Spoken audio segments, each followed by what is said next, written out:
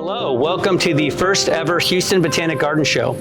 I'm your host, most of the time, Danny Milliken, and we are here at the beautiful Houston Botanic Garden. Let me express the mission statement of the Houston Botanic Garden to you real quick. Enriching life through discovery, education, and the conservation of plants in the natural environment. That's our mission. The goal here is to educate while having fun. I want to introduce you to our staff, to a lot of our plants, to our amazing events going on, and we're going to start that introduction of staff right now with Joanna Botman. Hello everyone, I'm Joanna and I'm the education coordinator here. I am a plant enthusiast, permaculturist, and garden educator, and I'm really happy to be here with Danny and talking to you about some plants and things we have coming up at the garden.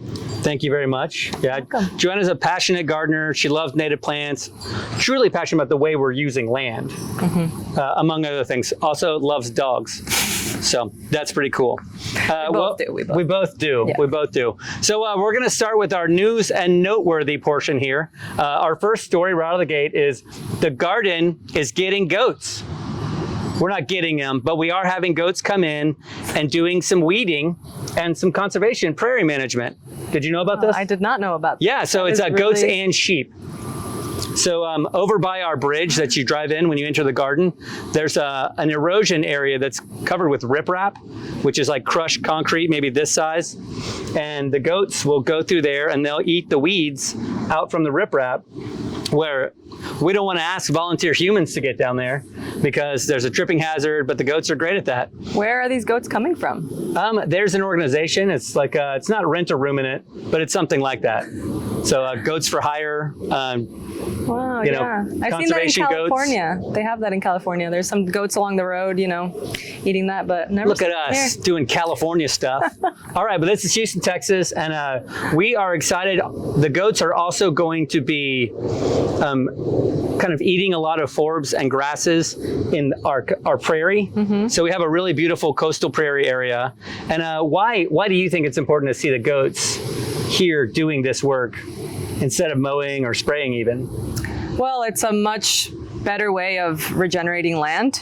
They do the work of the mowers and of the humans that maybe will take out those plants, but they're also in the process fertilizing that land with their poops, and I think it's going back to the ways that our ancestors used to do things. Animals are a huge part of us helping to heal the land that we're on, and they're kind of doing a little bit of tilling that's necessary sometimes with their hooves, and they're fertilizing. And so, I think they're a much better option than the mechanical fossil fuel promoting machines.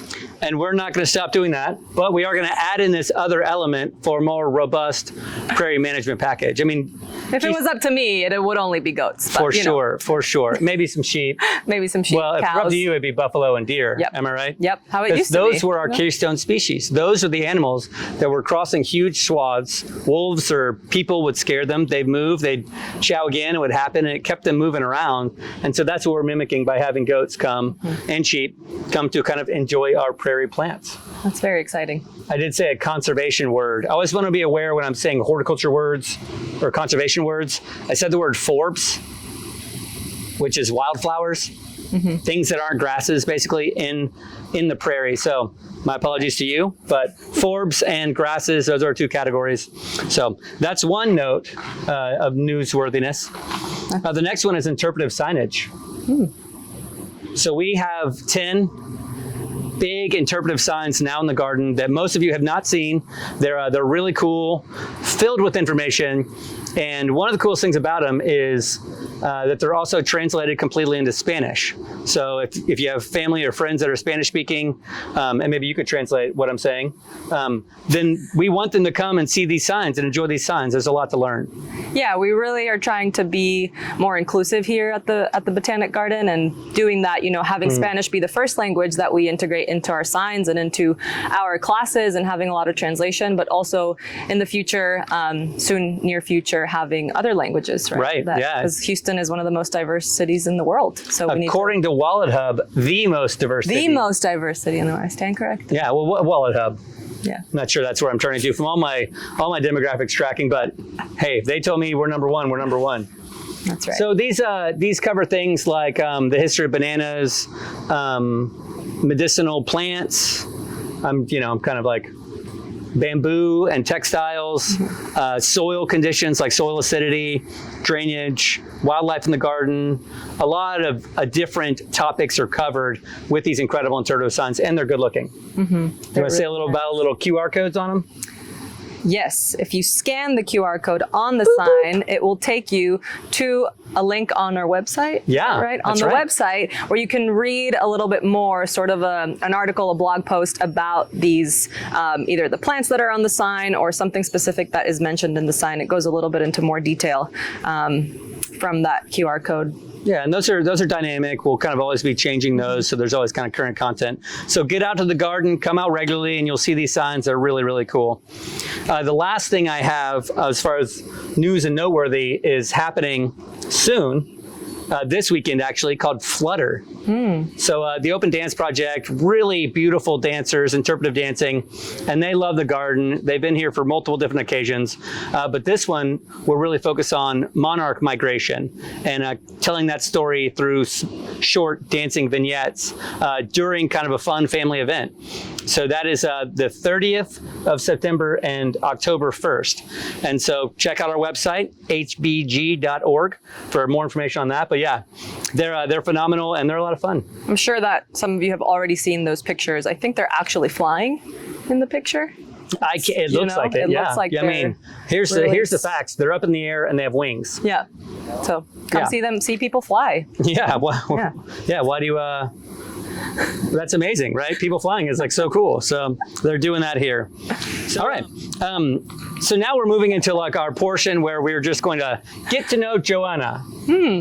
So let's do that. I have here this note that you like permaculture. I do. I like permaculture. What is that?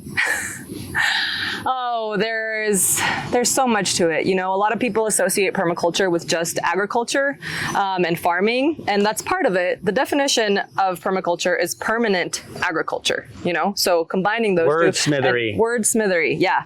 And it's, you know, everyone kind of has different definitions. It's a philosophy, a way of life that has been kind of coined the term permaculture by I have a guy that I'm forgetting his name right now, but he's, you know, in the 1960s, he kind of came up with this name. John T. Permaculture, probably. How I learned about him so much, and the name has just escaped me.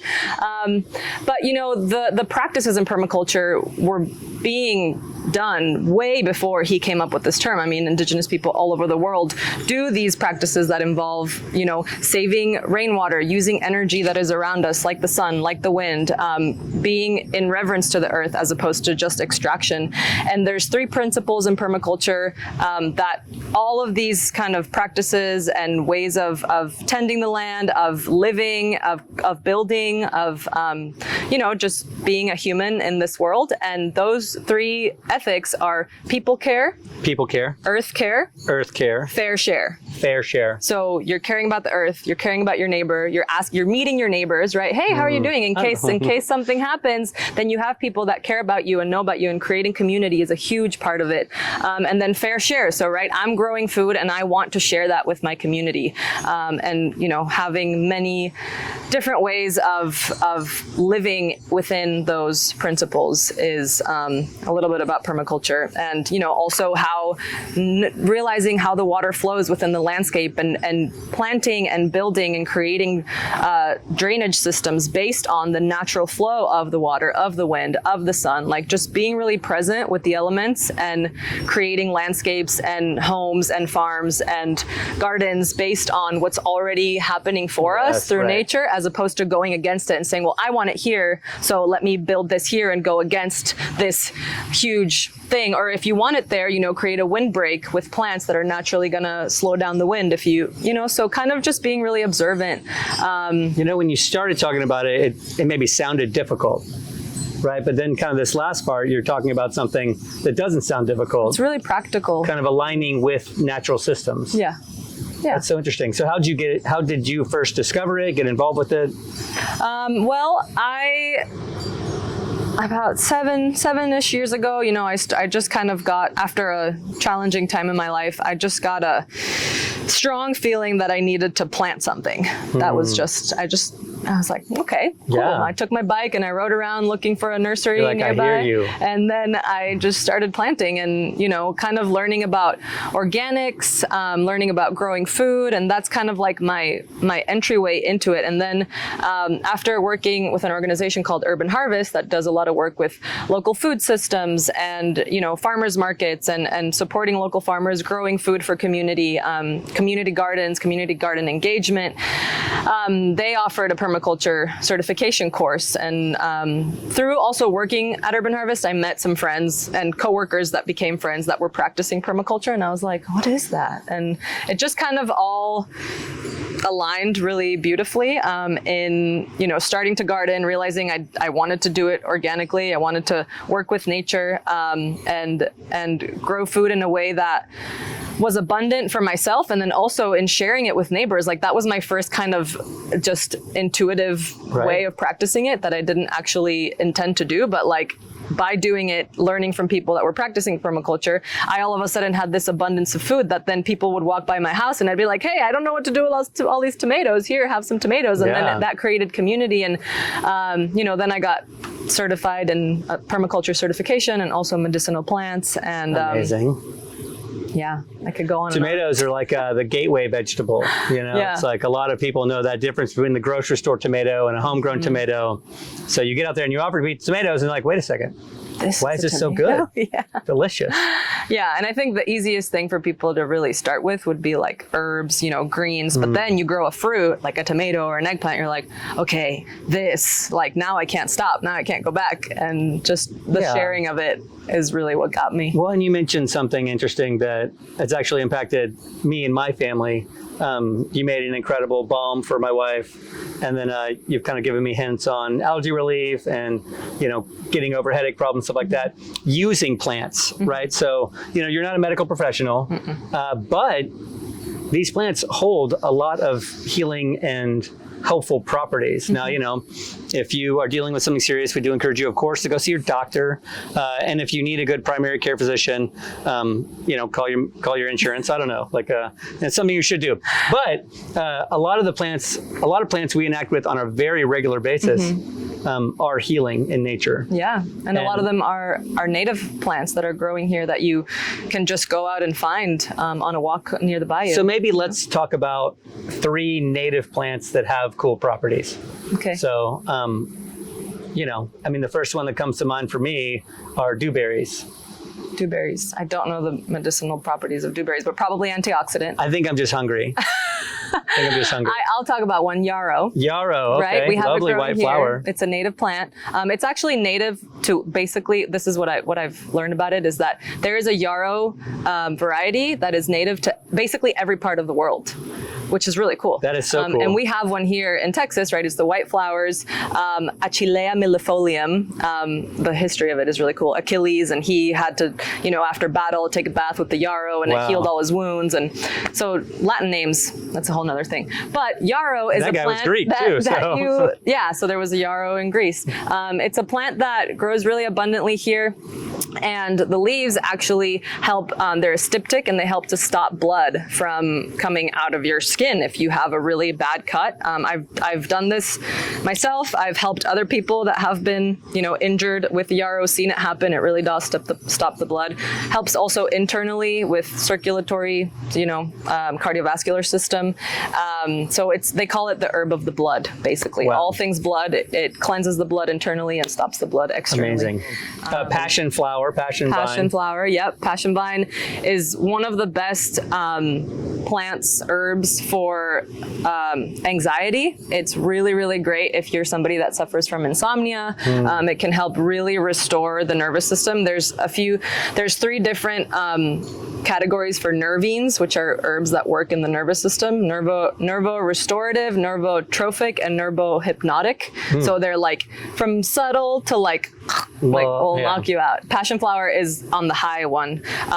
It's a nervo hypnotic, and basically what it does is it will induce a really, really calming effect and basically go in through your, digestive system if you take it as a tea. If you, take it as a tea, we won't talk about other ways. You're doing great. Yeah, drink it is another. Drink it. Yeah. And you can also make a tincture of it and ingest it in that way. And it's just a really immediately calming, will basically put you to sleep if you're somebody who suffers from anxiety or insomnia. Amazing. Yeah. So we do offer a lot of herbalism classes. Do you want to lead some of them? I don't know when the next one is. November 11th. November 11th. So we have some other things on that day that are going to be fun too. But fall is a big season for us educationally and programmatically. Last thing we'll kind of hit on that kind of connects to a phrase you said when talking about permaculture, and that's earth care, is our upcoming Landcare Institute. So if you can kind of just give us the elevator speech on that, and then we can move on to some plant highlights in the garden. Yeah, so the Landcare Institute. Yes, we are starting a program. Danny and I are both really passionate about earth care, and we've both been in the landscaping industry, and trying to, through education and through creation of landscapes and gardens, educate people and show people how we can do things a little bit differently when it comes to landscaping and having, beautiful plants around and taking care of our lawns and grasses. And so the Landcare Institute is a certification program that we're starting here in January, and it's mainly for people in the landscaping industry, but also homeowners can participate if they want to, learn a little bit more. And I just want to touch a little bit on the word sustainable versus regenerative for a second. Sustainable, it's a word that has been tossed around a lot, and it really just means to sustain a system that is already happening, right? Our systems, unfortunately, are, in terms of landscaping and gardening, often are causing a lot of harm to the earth. And so we're actually trying to switch and kind of go back to how it was maybe a little bit before we started using, harmful chemicals. Yeah, it's like we need pesticides. a trajectory change before we can say sustain. Right. So we need to kind of do a little bit of a jump into some different practices, not sustain the ones that we're currently using. So I like to use the term regenerative landscaping when talking about these things. And, we're going to have educators coming, teaching all about from soil health, site analysis, how to read kind of your landscape, we're going to be doing some soil testing. We're going to be doing plant selection and using, native plant education, and basically a lot of classes that can help people to understand where we are, how we can help our soil currently, and how we can design systems and landscapes based on, like I talked about in permaculture, the elements and the energies and the systems that are already in place. Like we had a huge drought this summer, right? What plants do we need that survive here for a drought? Native plants. What kind of native plants? If we have a really wet winter, like just kind of knowing how to do things, not from a kind of common like a common way that landscapers do in Missouri or in Connecticut. Yeah, repetitive. Right, like the same plants and the same ornamentals that we see in a lot of parts of the world. We call those tried and true, but they're not. They're tried, and they're kind of like proven to not be good. Right. And so we want to keep going back to these things that aren't working. Yeah. And increasing biodiversity and increasing, the amount of wildlife that we see in our gardens. And wildlife is a good thing, not a bad thing, like many people will. Well, when we say wildlife, we're talking dragonflies, butterflies, cool things like that. Right. This program is we've inherited it from Phipps Conservancy in Pittsburgh. And they've been a great ally in this, but it's going to be amazing. Look for it in January. If you want your landscaper signed up, let us know. We can probably provide some good funding help on that. So it's going to be really wonderful. So thanks for mentioning it. So a thing that we're going to do every single time we do the show is we're going to talk about what to expect when you come to visit the garden the next couple months, what plants are looking amazing. And we're kind of going to do it by our global collection garden, which is beautiful. That really is the star of the show here at the Botanic Garden. You come in the entrance, you go left. It's this beautiful 3-acre meandering paths. It's gorgeous. So what do you see in the global collection garden that you think is starting to pop? Well, you know, starting to pop are definitely the pomegranates. They are so cute. They're miniature little dwarf pomegranate plants, and the pomegranates are starting to, I don't actually know if they're ready or if they need a little bit more time, because regular pomegranates around this time, which is the time in the Jewish holiday of Rosh Hashanah, pomegranates are typically ready. Oh, wonderful. So these ones are really small, and I don't actually know if they need to get a little bit bigger. They're ornamental pomegranates. Okay. They won't fill with juice. Yeah. So then don't try to eat them. They're still cute, but you know, those are something to look out for. They're very lovely. Yeah. I was walking through our upland forest and just noticing all the native plants and all the butterflies and hummingbirds that are around, and wound up with it's called Greg's Missflower. Mm-hmm. It's a ground cover with lots of kind of blue, almost like cotton candy flowers. Periwinkle Blue, absolutely, yeah. Thank you. And they will attract lots of monarchs to them. So if you're coming anytime from late September or early October through mid-November, this is going to be a spot where we're going to have a lot of monarchs in the garden. And so it's right down the first pathway that you see, adorable flower. So pretty cute, a cutie pie too. And it does something cool for the monarchs as far as their own protection goes. Mm-hmm. Okay, here we are sitting in the Culinary Garden, which is, you know, we love the glasscocks and the support they've given us there. And here we are. So what's a plant in here that you'd like to highlight? I would love to highlight the Roselle hibiscus in our education bed. We have 2 beds dedicated to our program, our department, that's the word. And we, there's a lot of really beautiful summer crops still there that I'm working on cleaning up and getting our fall garden in. But one of those is the Roselle hibiscus. And after the flowers bloom on that plant, they create a coating around the seed that's called the calyx. And that is actually what you make hibiscus tea out of. And so they're popping right now and they're about ready to harvest. They're still kind of blooming and closing. And so in a few days here, I'm going to be doing a big Roselle harvest and making some tea for everyone here. What a gift. Thank you. Yeah. I'm excited about that. I love hibiscus tea. I'll give you some. So it's not from the flowers, it's from the sort of calyx from that. Yeah. Cool. Yep. My highlight plant is the bananas that we have growing in the Culinary Garden. And they're right behind us, actually. You can see how huge they are. But the reason I'm highlighting them is because we have, that you just waved at the bananas. I love that. Is because they're going to start putting on their flowers now. They make hundreds of flowers per plant, and it's a really cool kind of long stretch. And then as the fall goes on into winter, we'll start seeing banana fruit actually on those plants. And they also have calyx. Right? They also have a calyx, but it's not edible. Yeah. But you can chew on it for a very long time. I love bananas. I think they're super cool. We have 13 varieties in the garden that's growing, so it's actually one of our permanent collections. And yeah, I'm thrilled to see them starting to get in their action mode. They're waving at you too. Yeah. You know. But... Okay, the last garden we're going to lift up is our Susan Garver Family Discovery Garden over on the other side of Sims Bayou. So what's the plant over there that you're excited about? Well, I've already mentioned hibiscus, you know, and there's some really beautiful, huge hibiscus flowers out there. Gorgeous. I think one of them is Lord Baltimore. That's like the name of the variety. Lord Voldemort? Baltimore. Gotcha. Yeah, gotcha. Of the flower. And yeah, they're just gorgeous and super bright pink. And they'll be blooming a little bit longer. So still a good time to go see them. That's awesome. Yeah, it's a beautiful flower. It's the kind of flower you can spend all day taking pictures of because they're so big. Or just looking at it with your eyes. Whatever you want to do. Looking at it with your eyes now, losing your eyes later. Up to you, really. Yeah, losing the flower later, so you need the picture. Yeah. Do you want to hear what mine is? Yeah. Oh, cool. Okay. So it's kind of more of a group of plants. So we just recently renovated our carnivorous bog. So turns out carnivorous plants cannot handle nutrient-rich water, which is what falls from the sky here. Our rain has a lot of nutrients in it. Mm-hmm. And this carnivorous bog needed to be totally remade, redone, re-irrigated, but it's done. And there's lots of plants that eat bugs in that garden. Super cool space. I don't think we have any Venus flytraps yet. That's what I was going to ask. But we have a bunch of other carnivorous plants there. So do they have teeth? No, they don't. They use chemicals to splash on the plants and knock them out and then slowly decompose them into a goo that they turn into their energy. Sorry, I guess I got in the Halloween mood.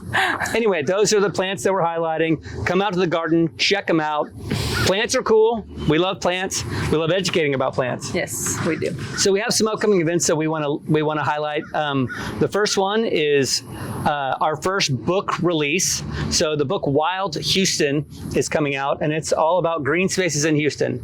And we're doing our launch party on a Sunday, October 29th. Wow. And it should be a blast, should be very much fun, and also a great chance to learn and connect with people. So our ticket price is very low for that because they're giving a proceed of book sales to us, which is really, really cool. We are a nonprofit, right? We rely on public funding, we rely on ticket sales to actually function and provide all the services we do. So Can people wear costumes to that party? yeah, that'd be awesome if you wore costumes. Cool. Anything wild or Houston or both. Yeah.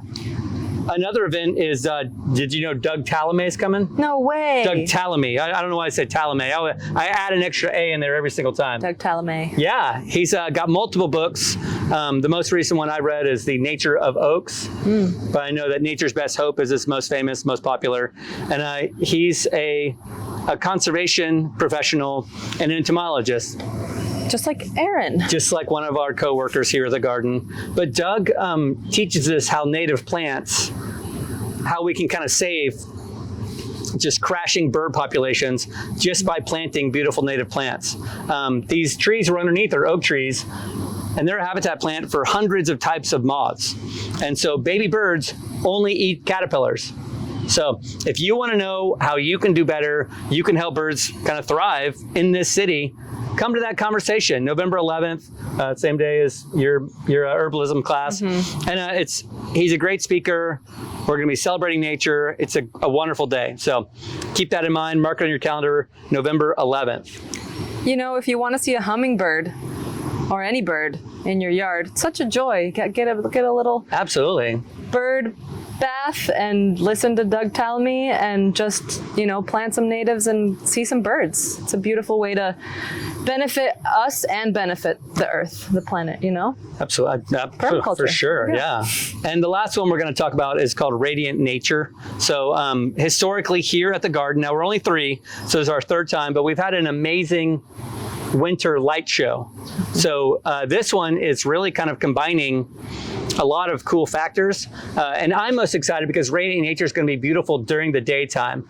Obviously, you got to come at night, get that whole experience, take the tour, have some fun. There's going to be a lot of cool interactive ones, but come out in the daytime. I mean, December is a beautiful month here in the garden. The plants are huge, the weather's nice, and so we will see you here for Radiant Nature. So visit hbg.org to get tickets, to check out our upcoming events, to learn about plants, to book a tour, to get your friends involved, or follow us on all the social medias. We're on all of them, I think, right?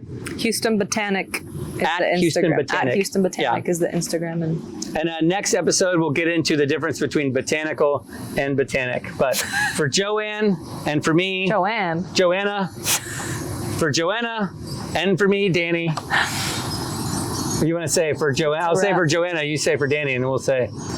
For Joanna. Oh, no, I say that. Oh, for Danny. And for Joanna, we'll see you at the garden. That's a wrap, folks.